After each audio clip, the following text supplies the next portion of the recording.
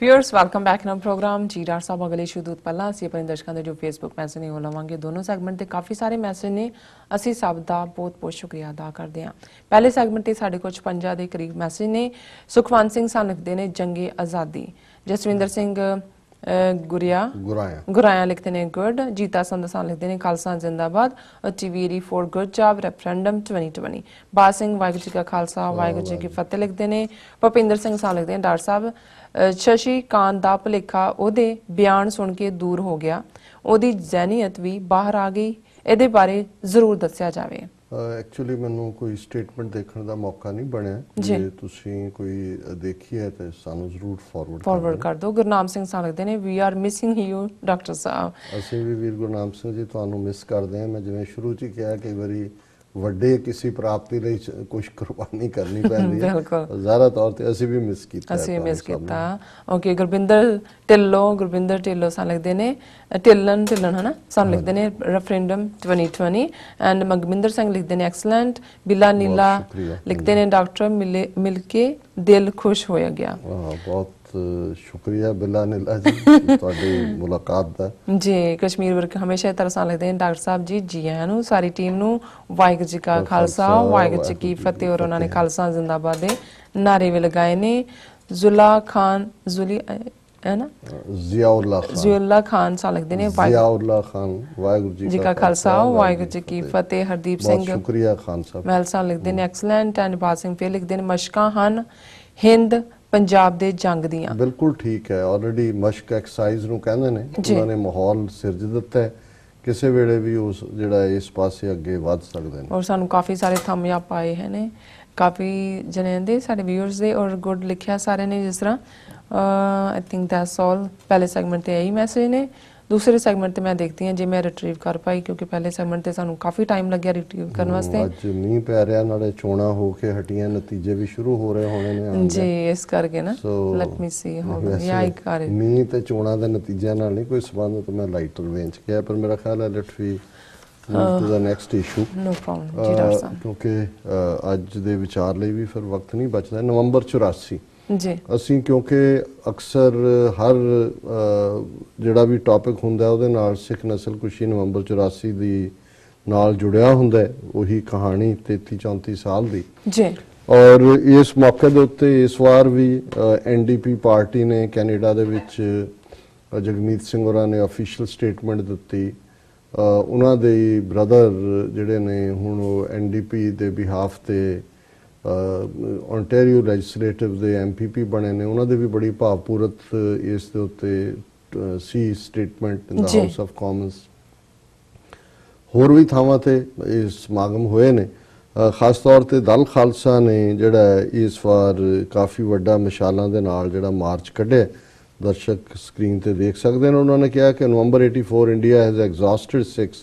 Dal Khalsa seeks UN intervention ਕਿਉਂਕਿ ਹੁਣ ਤੱਕ ਤਾਂ ਇਹੀ ਰਿਹਾ ਨਾ ਜੀ ਉੱਥੇ ਮੰਗ ਰਹੇ ਨੇ ਇਨਸਾਫ ਤੇ ਉਹਨਾਂ ਨੇ ਕਿਹਾ ਜੀ ਸਾਨੂੰ ਥਕਾ ਦਿੱਤਾ ਤੁਸੀਂ ਹੁਣ ਅਸੀਂ ਚਾਹੁੰਦੇ ਹਾਂ ਵੀ ਯੂਨਾਈਟਿਡ ਨੇਸ਼ਨਸ ਸਿੱਧੇ ਤੌਰ ਦੇ ਉੱਤੇ ਇੰਟਰਵੀਨ ਕਰੇ ਔਰ 34 years of injustice for victims of November 84 has led to Sikh organizations seeking different methods of protest and justice. Dal Khalsa has sought United Nations intervention at the candlelight vigil in the memory of the victims of November 84 carnage in Amritsar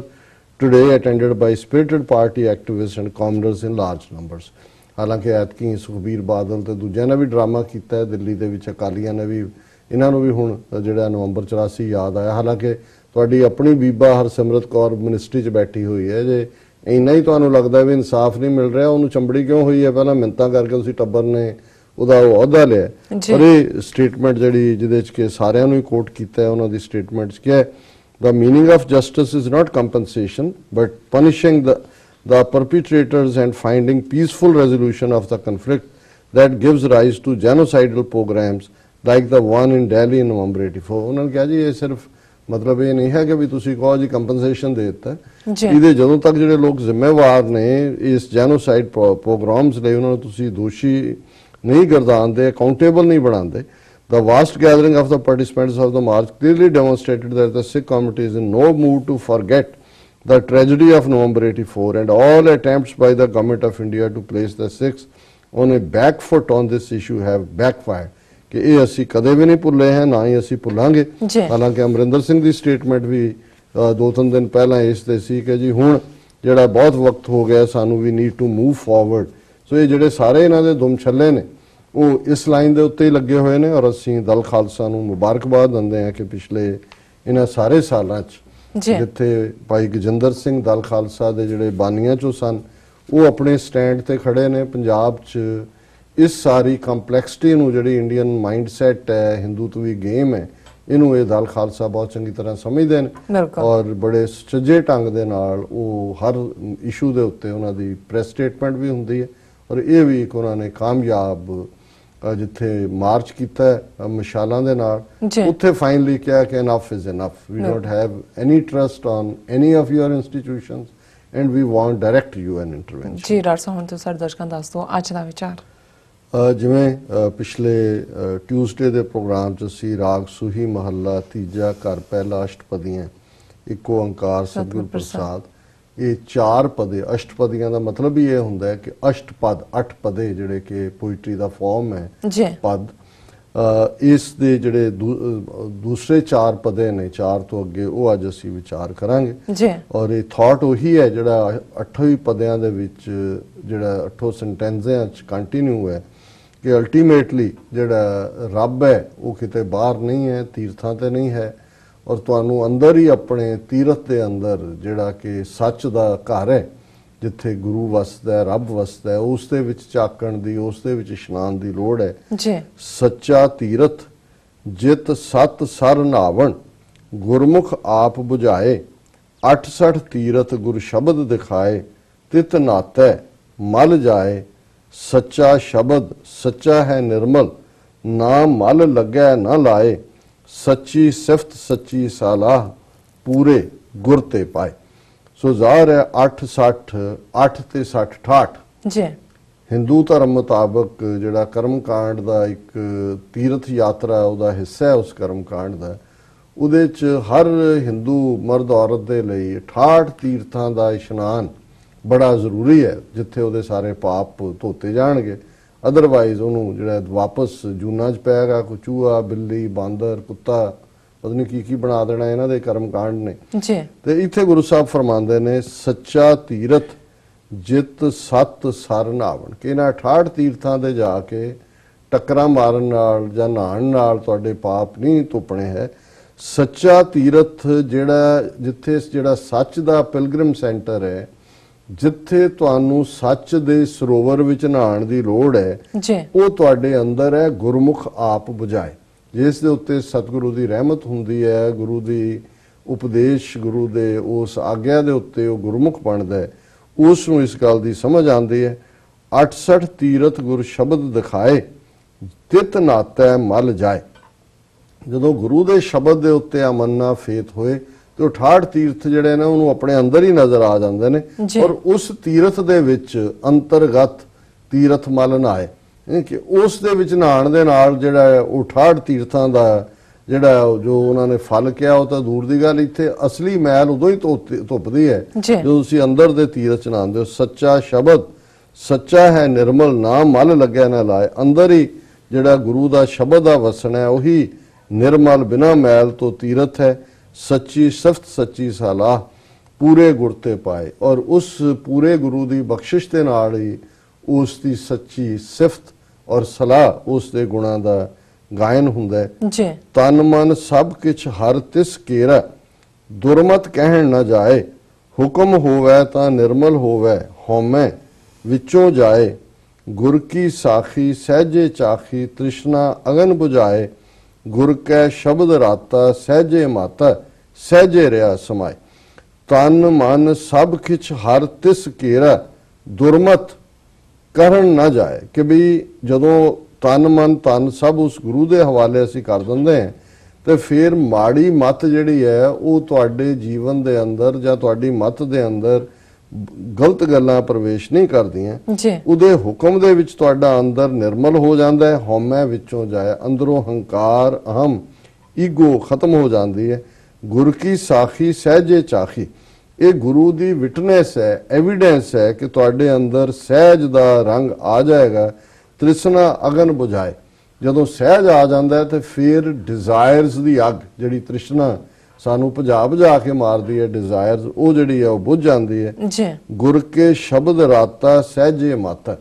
ਜਿਹੜਾ ਗੁਰੂ ਦੇ ਸ਼ਬਦ ਦੇ ਉੱਤੇ ਅਮੰਨਾ ਕਰਦਾ ਹੈ ਉਹ ਸਹਿਜ ਦੇ ਵਿੱਚ ਵਸ ਜਾਂਦਾ ਹੈ। ਸਹਿਜੇ ਰਿਹਾ ਸਮਾਏ, ਫਿਰ ਉਹਦਾ ਸਾਰਾ ਜੀਵਨ ਹੀ ਸਹਿਜੇ ਜਾਗੇ ਸਹਿਜੇ ਸੋਏ, ਕਰਨੇ ਹਾਰ ਕਰੇ ਸੋ ਹੋਏ, ਇਸ ਭਾਵਨਾ ਚ ਹੁੰਦਾ ਹੈ। ਜੀ ਹਰ ਕਾ ਨਾਮ ਸਤ ਕਰ ਜਾਣੈ, ਗੁਰ ਕੈ ਪਾਏ ਪਿਆਰੇ, ਸੱਚੀ ਵਡਿਆਈ ਗੁਰ ਤੇ ਪਾਈ, ਸੱਚੈ ਨਾਏ ਪਿਆਰੇ, ਏਕੋ ਸੱਚਾ ਸਭ ਮੈਂ ਵਰਤੈ, ਵਿਰਲਾ ਕੋ ਵਿਚਾਰੇ, ਆਪੇ ਮੇਲ ਲਏ ਤਾ ਬਖਸ਼ੇ, ਸੱਚੀ ਭਗਤ ਸਵਾਰੇ। ਜੀ ਕਿ ਹਰ ਕਾ ਨਾਮ ਸਤ ਕਰ ਜਾਣੈ,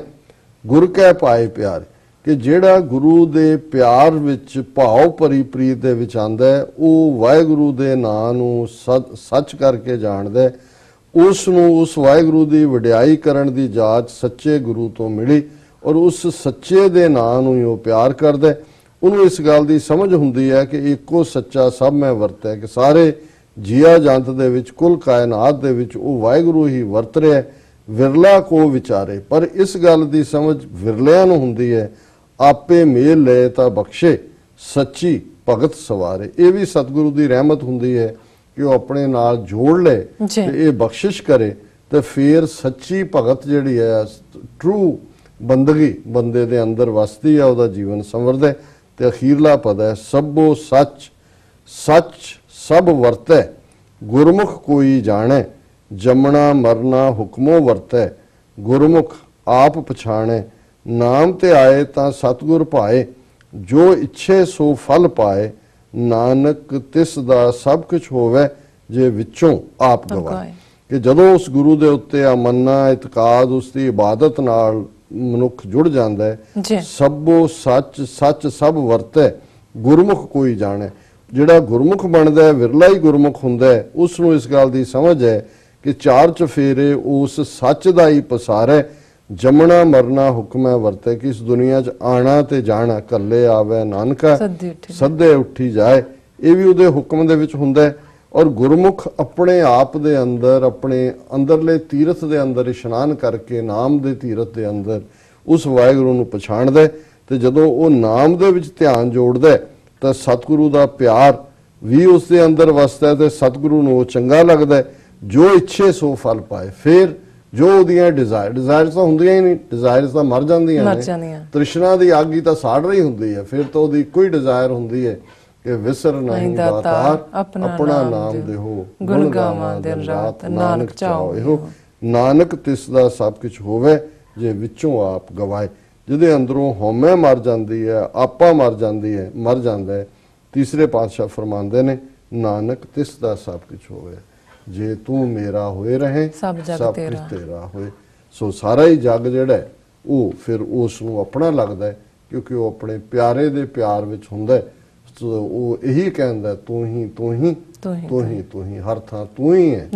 ਔਰ ਮੇਰਾ ਕੋਈ ਹੋਂਦ ਨਹੀਂ ਹੈ। ਤੂੰ ਤੂੰ ਕਰਤਾ ਤੂੰ ਹੁਆ, मुझ में रहा न मुंह, जब आपा पर का मिट गया, जत देखा तत तू। जी डॉक्टर साहब ਤੁਹਾਡਾ ਬਹੁਤ ਬਹੁਤ ਸ਼ੁਕਰੀਆ, ਤੁਸੀਂ ਅੱਜ ਦੇ ਅਹਿਮ ਇਸ਼ੂ ਤੇ ਅੱਜ ਦਾ ਵਿਚਾਰ ਸਾਡੇ ਦਰਸ਼ਕਾਂ ਨਾਲ ਸਾਂਝਾ ਕੀਤਾ। ਇਸ ਨਾਲ ਆਪਣੇ ਵਿਊਅਰਸ ਕੋਲ ਲੈਣੀ ਇਜਾਜ਼ਤ। ਵਿਊਅਰਸ, ਸਾਡੇ ਪ੍ਰੋਗਰਾਮ ਦਾ ਸਮਾਂ ਇੱਥੇ ਸਮਾਪਤ ਹੁੰਦਾ। ਤੁਸੀਂ ਆਪਣੀ ਰਾਏ ਤੇ ਸੁਝਾਅ ਸਾਨੂੰ ਭੇਜਣਾ ਭੁੱਲਣਾ ਸਾਡੇ ਇਸ ਪਤੇ ਤੇ sos@tv84.tv ਤੇ ਅਸੀਂ ਆਪਣਾ ਪ੍ਰੋਗਰਾਮ ਲੈ ਕੇ ਫਿਰ ਦੁਬਾਰਾ ਤੁਹਾਡੇ ਸਨਮੁਖ ਹੋਵਾਂਗੇ। ਤਦ ਤੱਕ ਲਈ ਮੈਨੂੰ ਤੇ ਆਪਣਾ ਸਾਰਾ ਆਗਿਆ ਦਿਓ। ਦੇਖਦੇ ਰਹੋ TV84। ਬੁਲਾ ਦਿਓ ਫਤਿਹ। ਵਾਹਿਗੁਰੂ ਜੀ ਕਾ ਖਾਲਸਾ, ਵਾਹਿਗੁਰੂ ਜੀ ਕੀ ਫਤਿਹ।